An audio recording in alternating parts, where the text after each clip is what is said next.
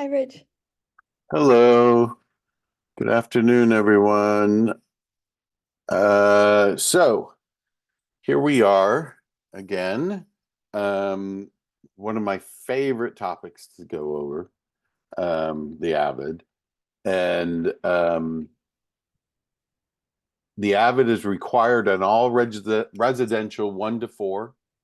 Um, it is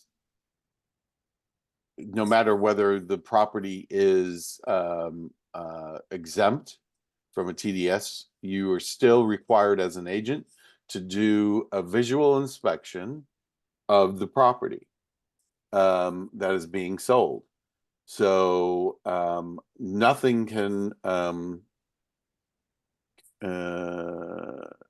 can release you from this responsibility of doing this visual inspection. Now, I just had a somebody say an out-of-state agent is asking me to do an AVID for them from a company that I won't say. Um, and um, and basically, I told the agent, no, you cannot, because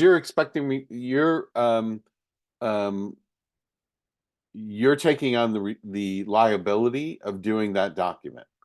That document is a very, very important document. Because why is it important? Because if there's ever a claim about non-disclosed issues, either by the seller or by the agent, the very first thing they're going to look at is your AVID, and they're going to look at what is on that document. So, so it is very, very important that you get this right, and it's required by law. Excuse me. Um, so uh, that's one thing I wanted to go over. I also wanted to go over that I got something from somebody a couple of days ago saying that the listing agent wrote the same thing on the Avid for every blank space, and that was buyers are strongly advised to get a home inspection. Wait, I'm letting somebody in. Um, Buyers are strongly advised to get a home inspection report issued by a qualified professional, as property may obtain defects that are not apparent based solely on visual inspection. And that's all they wrote, every blank on every page. That is not doing an Avid. Why? Because it requires you doing a visual inspection. And saying that the buyer should do their own inspection and not to rely on a visual inspection is not doing a visual inspection. So that is not the way to do an Avid. And I would not, I would hope that that no one would do their Avids that way. If you're a listing agent, your TDS is not complete until you supply the Avid. So if you are one of those agents, listing agents, who decides, oh, I'll do it on the final walkthrough, or I'll give it to them on the final walkthrough. Well, guess what? That triggers, if there's something on your Avid that they don't like, that can trigger a right of rescission for the buyer. So, because your TDS is not complete until that Avid is attached to the TDS. So do your Avid on the listing appointment, do it right away, get it to them when you get all the disclosures to the buyer within that 7 days, within the that time frame, the 7 days. So it's very important that you do this uh, this Avid, and take your time when doing it. Um, eh, like I said, if there's ever a claim, they're going to look at the attorney is going to look at that AVID and they're going to look and see what you wrote, how detailed it is, um, how filled out it is, um, and whether, because they're going to ask you, how long did this take you to do? And if you say, oh, it took me 45 minutes to an hour to do, and you only wrote a couple of things in each line, they're going to say, I don't think it took you 45 minutes to an hour to do this. And you only wrote a couple of things. So it needs to be detailed. It needs to be thorough, um, and and uh, and it needs to be done. Okay. During COVID, we had issues where you couldn't get into a property or something like that, or so uh, take that case of an out of town agent wanting somebody to do their AVID. You can't do the AVID for them, but you can FaceTime them, walk them around. They can fill out the AVID, and as long as they're disclosing how the AVID was prepared, that's acceptable. That it was done through a FaceTime with so and so on this date and whatnot. That's acceptable. If you're detailing how that AVID is being done, then that is fine. And or sometimes it's a tear down, or it's not a safe environment. We did them sometimes off of pictures on the MLS. That's acceptable if you're clear as to how the AVID is done. But if you can do in person, like some people take listings, Northern California, out of the area. If you're going to take a listing out of the area, if you're not going to be there to do your AVID, you better arrange for somebody to work with you, to walk you through that property, to fill that AVID out for you and explain how that was done. So that's the background of the AVID. Once again, it's required by law. I am going to share my screen. I like to do I like to do this form through this website. Oh, let me go. Wait, that's not where I want to be, is it? I guess it is. No, wait. Oh darn. Where do I want to go? Oh wait. This is in my way. I can't see. Hold on. I'm gonna get this out of my way. You're gonna go to um, Forms Advisors and Forms Tutor. Okay, and then you're gonna go to Forms Tutor.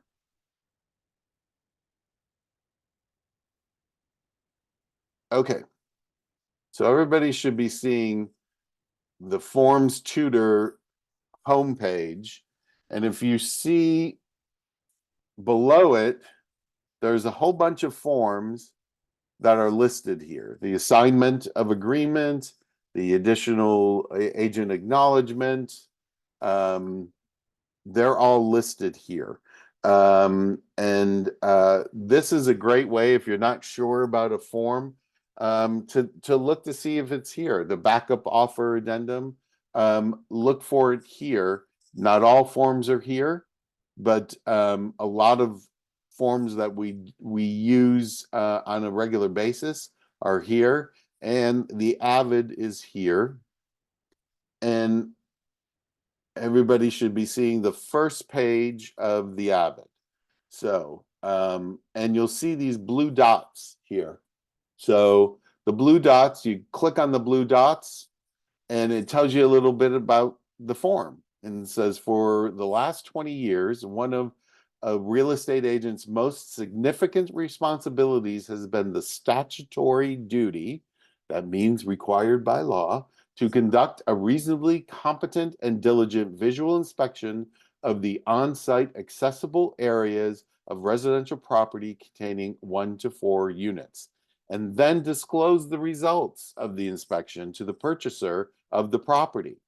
Given all the importance attributed to this duty, it is almost unfathomable that legislature only provided real estate agents a few lines to write down their findings, and on the form primarily designed for the seller to make disclosures.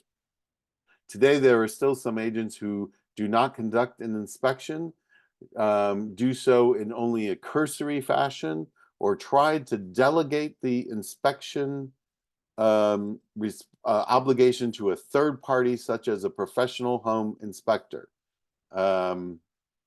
This optional form is designed to aid both novice and experienced real estate agents to fulfill their statutory duty. I know it says it's an optional form, but the office requires it because it is the easiest way for an agent to fulfill their statutory duty. So that's why it is required. So then we go here. Page 1 specifies the agent's legal obligation as well as that of the buyer of the property. Page 1 also clarifies for the buyer the limits of the agent's legal duty, as well as recommending that the buyer obtain a professional inspection to supplement the agent's inspection and disclosure. At the top of the page, up top of page 2, these blank lines are for identifying other persons present at the inspection, the weather conditions, and the time and date. Why do you think they want to know other people? Who else is there? Because when you get sued, they want to call them as witnesses, okay? So, so there you go. So I'm going to read you what the law does not require the agent to inspect. The areas that are not reasonably or normally accessible, meaning you don't have to crawl under the house. Areas off-site of the property, public records or permits, very important. You're not responsible for public permits. Can Forms tutor be sent to the client? No, it cannot. It's for the agents. Common areas of planned developments, condominiums, stock cooperatives, and like. The common areas. The condominium, you're responsible. But I will also go a little farther.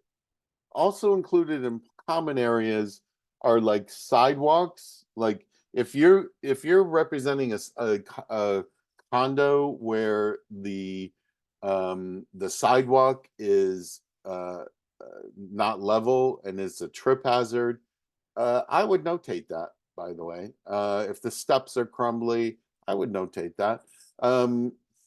Stairs are a common area, getting up to a unit. I would notate that also. So agent inspection limitations, because the agent's duty is limited to conducting a reasonably competent and diligent visual inspection of reasonably and normally accessible areas. There are several things that the agent will not do. Roof and attic. They will not climb into the roof or go into the attic. Interior. Agent will not move or look under or behind furniture, pictures. Agent will not look up chimneys or into cabinets or open locked doors. Exterior, the agent will not inspect beneath the house. I just said that. Climb up or down a hillside, move or look behind plants. Appliances. You're not gonna turn the appliances on to see if they work. That's the role of an inspector. Size of the property or improvements. It will not measure the square footage or identify or locate boundary lines. Don't say, oh, it goes to that fence. Well, that fence, you don't know that that fence really is the boundary. So don't say that. Environmental hazards, that's what we have NHD report for. Off property conditions. Agent is not obliged to pull permits or inspect public records. Analysis of agent disclosures for any items disclosed as a result of agent's visual inspection or by others. Agent will not provide an analysis or determine the cause or source of the disclosed matter or determine the cost of a possible repair. It's very important because when you're saying that there's a stain on the ceiling, you're not saying that there's a stain on the ceiling because of a possible roof leak. You're just saying there's a stain. You don't know what it's from. And so it's very important not to speculate as to what is wrong with something or what caused something. All you're doing is looking at something and reporting what you see. It's also what you hear. If you hear a lot of traffic, I would write it down. If you hear planes going overhead, I would write it down. If you smell a weird smell, I would write it down. So it's not only visual, it's using all of your senses. So that's very, very important.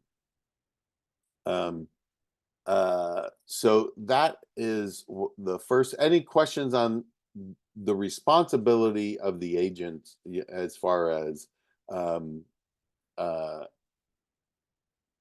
as what I've explained so far? Not seeing any, so I'm gonna go to page 2. Page 2, we start the actual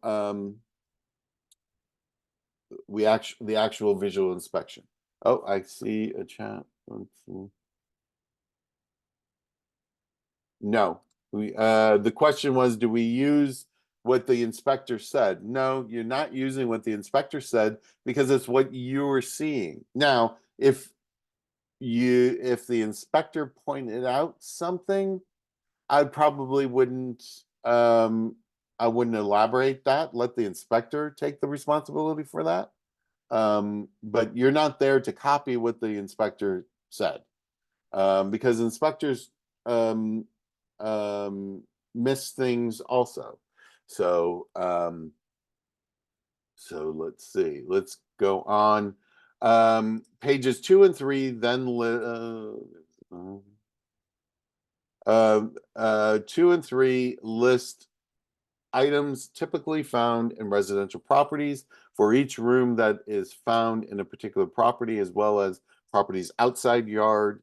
The agent should conduct a visual inspection and write down any material items that may negatively affect a buyer's decision to buy or the price the buyer is willing to pay. I use this forms tutor exactly for that sentence. You are conducting a visual inspection and writing down any material items that may negatively affect a buyer's decision to buy or the price the buyer is willing to pay.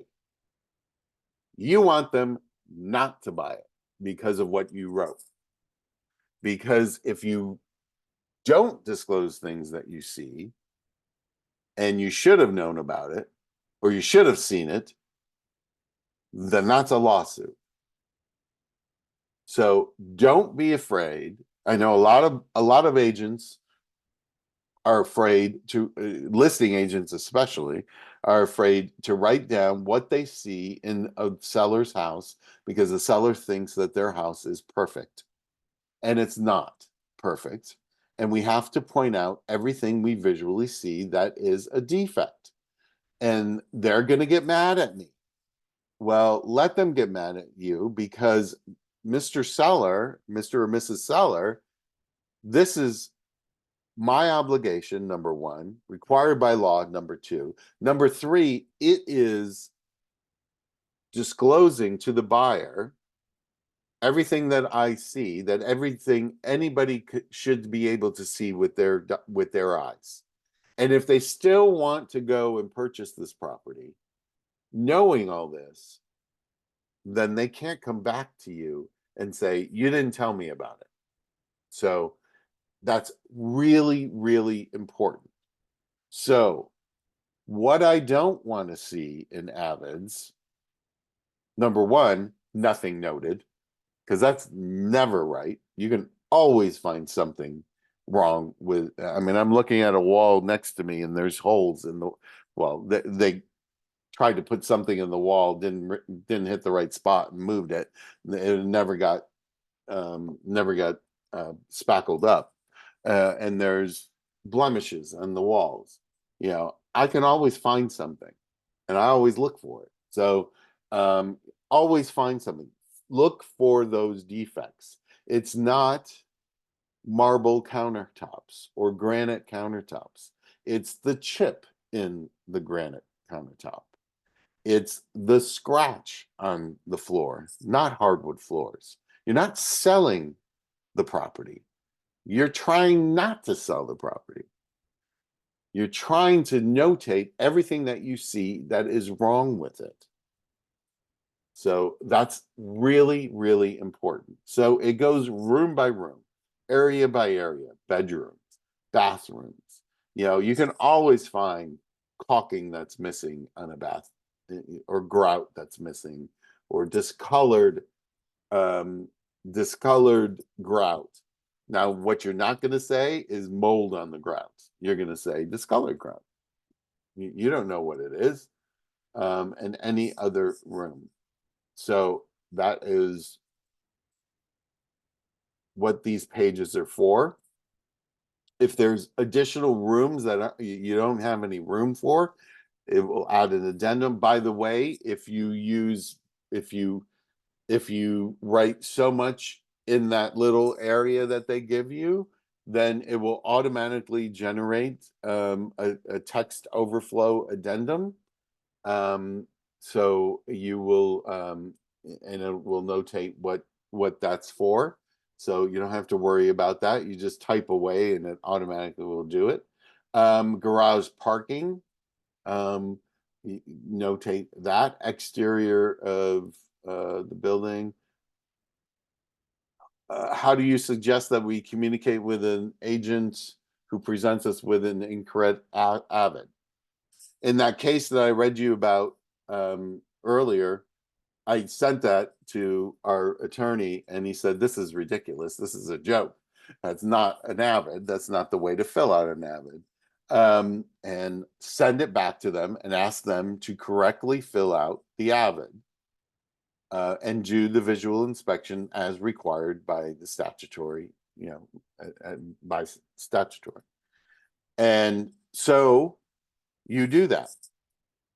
And if they come back and say, this is the way I'm right, I do my AVIDs, I am not changing it, then you take that, you show it to your buyer and say, this is not the way. We asked them to correct it. They wouldn't correct it. This is not the way it's supposed to be done. You're supposed to visually inspect, and they didn't do that. So just know that they didn't do it right. And you can sign it knowing that. If they object to signing it, send it back to the listing agent and say, my buyer won't sign this because he says it's not done correctly. And you can go back and forth on that, but eventually somebody's going to crack. Exterior building and yard and front and back, walk around the property, notate what you see, once again, what you hear, a lot of traffic noise, whatever that is. Notate that all. Other observed or known non-specified above, not specified above. So if Gladys Kravitz comes over to you and says, "Did your seller disclose such and such?" And the seller didn't, and you said, "Well, I'll have a conversation with my seller." So you talk to your seller, and the seller says, "Well, that's not true, and I'm not going to put it down." What you are obliged to do, and you need to tell your seller this, is that I have an obligation, whether it's true or not, to say that this is the opinion of the next door neighbor, that this is something, that needs to be disclosed, and and leave it at that. Let the buyer do their own due diligence regarding that, because that once the buyers move in, and I use this example all the time, my agent was the listing agent on a home. They were doing the final walkthrough on the day of closing. This is why we don't try to close on the last day. And Gladys Kravitz comes over and says, "Did you know that this was a pot house and been raided, you know, uh, time and time again? Did the seller disclose that?" Um, and the seller hadn't disclosed that. The buyers didn't like that. And on the day of recording, it had to be undone. And luckily, we were able to do it in a week or two, unravel all of this. Everybody paid a minimal amount to escrow to get out of this. And but don't discount the neighbors, because the neighbors will, tell your sellers, is there something the neighbors know? Do you get along with your neighbors? Because the neighbors are going to tell on everybody. Oh, did you know that she she redid the bathroom and there was a huge leak and blah blah blah blah blah. Whatever happened, they're going to know about it. So make sure that they disclose it. So that's kind of what this area is for. If you know as a real estate agent that there's going to be a big development coming up, um, you know, you may notate that here in the neighborhood. You know, I remember when I moved into Valley Glen, they were starting the Orange Line, so um, uh, then it's still you still had to disclose that. Um, Something that's reported in the media, not all people look at the media. So if it's something that's known, then I would disclose it. Yes. And common areas are excluded, Joe. Okay. So who is doing this inspection? So it's important as to who is doing it, what the firm name is, and by who. Now, if you have a team and you have somebody on your team, that's acceptable. That's the person on your team is doing the inspection. Um, Absolutely, that's acceptable. Sorry. Um, but you need to notate who is doing it. And then this says a separate form should be used by each broker to document the visual inspection, meaning the buyer's agent does theirs, and the listing agent does theirs. Do not write on the form prepared by another agent from another office. When an agent documents the inspection results on the AVID form instead of the agent's portion of the TDS form, the agent can write C attached AVID form. Like I said, AVID is required, and we don't say that we don't disclose things on the TDS, because Some agents still do that. If it's a small brokerage, a boutique brokerage, you know, I've been doing business for 30 years, and they may disclose things on the TDS, and most likely they do nothing to disclose. We don't do that. We have to do an AVID. I require it. Uh, the question comes, should we mention that the house is staged? That's a great thing to mention. That up here in known, you know, other observed or known conditions. Make them aware that it's staged and that, you know, the photos and, you know, whatever is on the wall is not the owner's. Yeah, sure. I would notate that. That's that. And so then the real estate, the firm representing the seller, that person signs, and the firm representing the buyer. I'm not sure what you mean by should we take a photo, especially when they have hung a lot of photos and pictures on the wall. Should we should you take a photo when you're disclosing? Okay. You can, absolutely. You can attach photos. There is a program that will make it easy for you. And of course, it just went out of my head. Hey, Reg, it's Glide, my favorite Glide. thing we Yes, have. Glide. It's It's like I the can never best. remember it when I have to. Yeah, Glide. Yes. It's an best easy ever. way to fill out the form, and it's an easy way to just attach pictures, and it automatically does it for you. So Glide. Go to glide.com. If you don't have an account, start an account. There's a free account which is just fine. And and do your AVID that way. Your seller can do the TDS and the SBQ. It's easier. It's an easier format for the seller. It's like filling out a survey. So it's an easier format for the seller to do their disclosures. I would recommend Glide. And then it gathers all the information and then it sticks it into this form. So yes, it is. I recommend Glide and taking pictures. Calabasas has a question. Hey, Rich, it's Terry Lynn. I usually take a picture of everything I talk about and put it into a Dropbox. Do you recommend that and share it with the agent and the buyer or whoever? Sure, you can. Sure. Okay. Yeah. Okay. Or use Glide and it would automatically attach the pictures. You can do it either way. And then my question is, if as a listing agent or buyer's agent, we fill this out correctly and do a really good job, but the other side just does a terrible job, are we still at risk for liability? No, because the liability lies on the listing agent to disclose.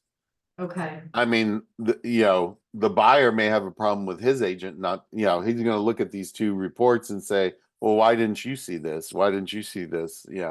That's for, that's why when you're representing a buyer, you need to do as a diligent a job as the seller, the listing agent needs to do. So any questions on this form? Because that's really it. I'm not seeing any. Stop sharing. Okay. All right. It's a really important form. That's why I do it every 6 months or so. I was looking back as to when I did it previously. It's really important to do it and do it right. Because the last thing you want to do is to not disclose something that is right in front of your face. I mean, it's called a visual inspection. So, if you see something, write it down and don't make it a marketing piece. It's not a marketing piece. So many agents do, and that's not the right way to do it. So, all right, that's it. Until Hi, next Rich, time. can I Yeah, ask you a quick question? sure. Because I have a listing that the estate company put a lot of photos on the walls. So should I mention in my AVID that there might be a lot of holes on the wall, but I don't see them? Uh, I would just say that it's staged and photos photos hung on the walls. Let Okay. them. I mean, So they assume that there is a nail. staging companies nowadays should not be using nails to hang pictures. I mean, I don't hang pictures in my house. I use the command things are great, Yeah. and they come right off and don't make a mark. Yeah, But just I mean, because you don't know that the holes are there, and you're not going to take the pictures off to see if the holes are there. Just say that staging company, the place is staged. This is staging furniture, and staging company hung pictures on walls, Okay. just so So they they know can that they're assume. going away at the end. So yeah, okay, Okay. All right. Thank you so much. sure. All right. Anything else? If not, till the next time. Thank you.